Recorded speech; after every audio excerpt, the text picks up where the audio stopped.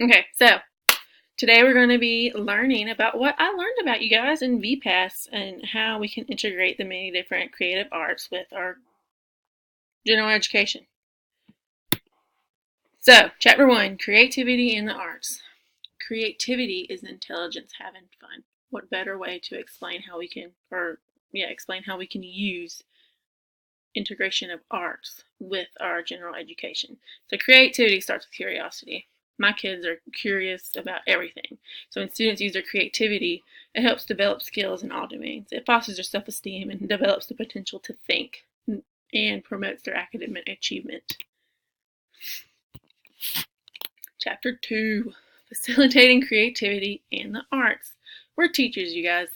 We're facilitators. We facilitate learning and encourage children's possibility to think, and we encourage them and motivate them.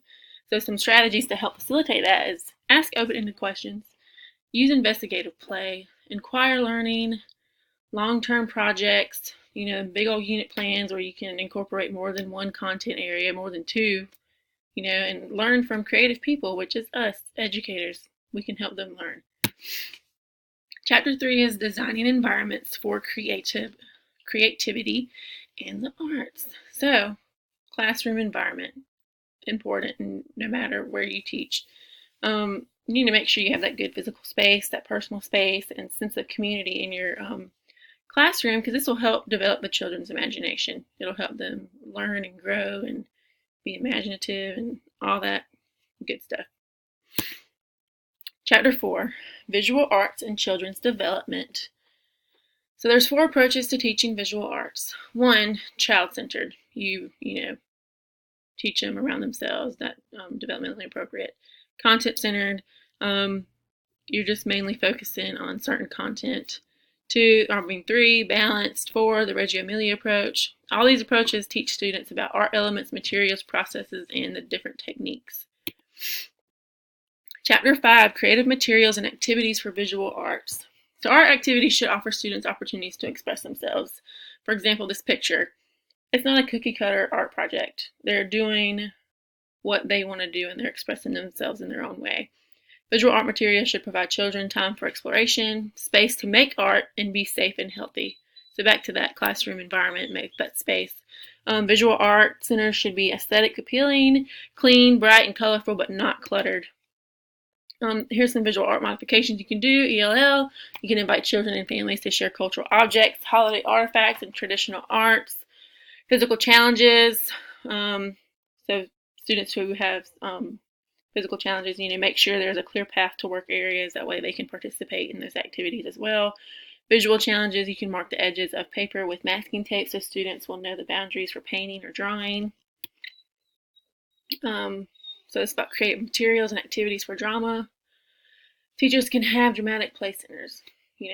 That's good for early childhood education. You can have children they can play with puppets. They can do reader's theater. They can act out a story drama or create a tableau. And this picture I have on this PowerPoint is an example of a tableau. It's where they're acting out a scene, but it's paused. So it's like, ooh, let's pause in the moment. And that one girl in that dress, she's being very expressive with the scene in that tableau. Chapter 6, modifications. So like with special needs students, you can have students reenact familiar daily activities such as having dinner with their family or playing a video game or going shopping to the grocery store with their parent or guardian. ELL, you can act out stories from different cultures. You can use puppets, masks, or other props to take attention away from those students. That way they feel comfortable playing and acting out stories with the puppets or masks or whatever props you're using. Creative materials and activities for music, movement, and dance. Music is a universal language through which children naturally express themselves as they listen, sing, and make music. Movement is one of the earliest forms of communication. Dance, the creative, imaginative aspects of children's natural and informal movements. This is a cute little picture of me and my kids. I can relate to movement as the earliest form of communication because, when they start to get tired, they would move their hands and rub their faces, or they would get mad and they can make their own music of crying. It's beautiful when they're hungry. And I'm going to let you hear this cute little thing that my son did. I'm going to dance and sing and dance. Okay, next, Chapter 8, Language Literacy and the Creative Arts. Literacy, the ability to speak, listen, read, and write, and the ability to communicate. Language, a way to communicate and can be spoken, written, or signed. So each art form requires students to listen carefully to directions, share their creations, respond creatively to experiences, and to communicate their ideas and thoughts symbolically. Chapter 9, Mathematics and Creative Arts. Students need to experience mathematics in all curriculum areas and see how math can be used in a variety of ways. Math, from what I know, is the least liked subject. What better way to make it engaging by integrating it with arts? Math can be explained through visual arts, music, theater, and movement. Learning math through the arts will help students master content and process concepts and skills. So modifications for students. ELL, you can use bilingual math terms and labels where possible. For the gifted and talented, you can use a variety of board games to help students practice estimation, problem solving, and strategic thinking. Learning disabilities allow students time to process their responses. Let them be able to actually answer, because one, that'll boost their confidence. Chapter 10 is Science and the Creative Arts, STEAM. Integration right there in itself in its name. Science, technology, engineering, arts, and mathematics.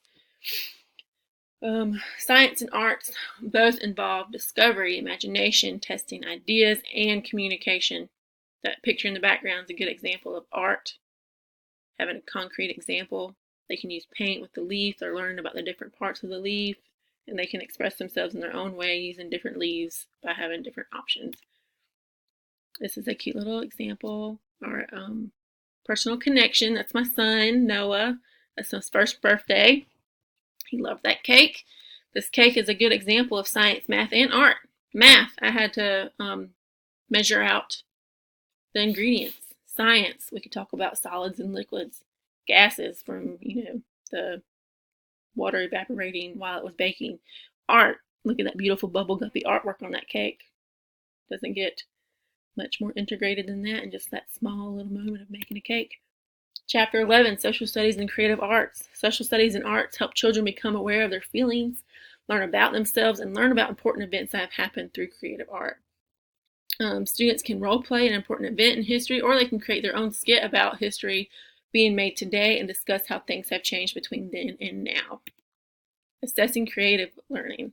You can observe students, take anecdotal records. You can have checklists, interviews, journals, portfolios, pictures, rating scales, rubrics, work samples, student conferences, or self-assessments. And that picture is kind of like a little example of them being able to self-assess themselves.